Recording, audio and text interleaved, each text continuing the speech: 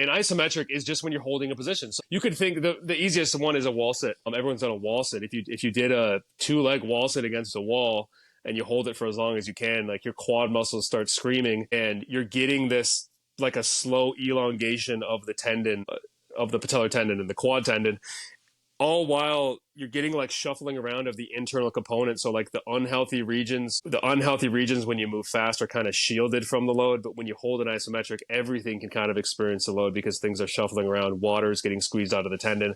So it's just a really healthy stimulus. So going back to your idea of like, what would I give to someone who's kind of dealing with that pain?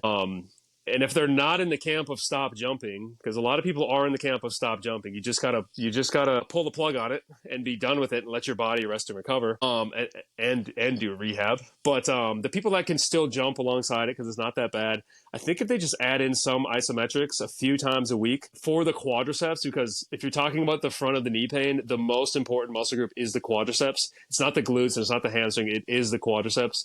It's the thing that connects to the front of the knee. Like there's nothing else that is as obvious of a connection to the front of the knee. It's the quadriceps. So the quadriceps waste away. We need to get load through the quadriceps. So I like the time frame. This is kind of from Keith Barr and Ebony Rio. And for me, in the last 5 years, it's been a really good time frame that's worked for people of 30-second holds or 45-second holds, and do like 5 sets and get like a couple minutes rest. So if you take 30, I say 30 to 45 seconds because it's a good way to get like good load through the quads, like a good force output of the quads, which then is going to pull on the tendon.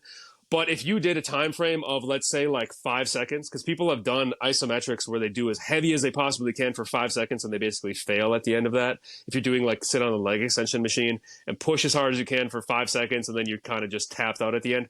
If you have someone with bad knee pain, I think it's going to flare up their knee pain even worse. It's going to blow it up even more. And then if you do something like, let's say, a 2-minute hold or a 3-minute hold, for a lot of people, it's almost like too low intensity. It's almost too low intensity to where you're so far away from the forces that you're going to experience when you're going back to jumping.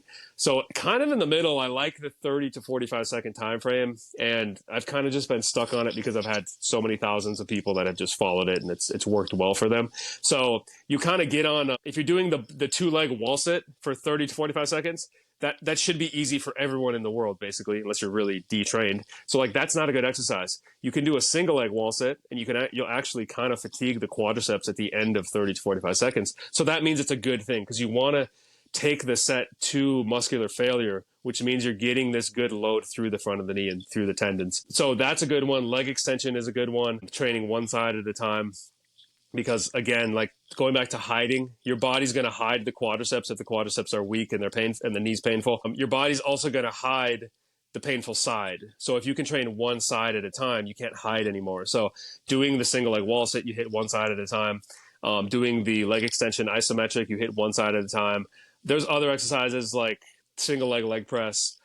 There's some bilateral ones that can be good, but again, you could hide like the reverse Nordic, a Spanish squat. Those kind of cover the isometric for the quad that are scalable and loadable to make it more difficult. So yeah, those are kind of things I would add in. Like a few times a week, you could just add in isometrics. You could even add them in every day if you wanted, and you're gonna get your brain to activate your quad, basically activate your quad again, because when you've had the knee pain, your brain is like, I don't want to load that knee anymore, which means I don't want to load that quad anymore. And if you get on isometrics, it's like the safest way for the brain to be like, okay, it's okay to activate my quads again and for us to get the quads back. Yeah, those are kind of my thoughts around that. Yeah, so I think just adding in isometrics can be really useful for that camp of people.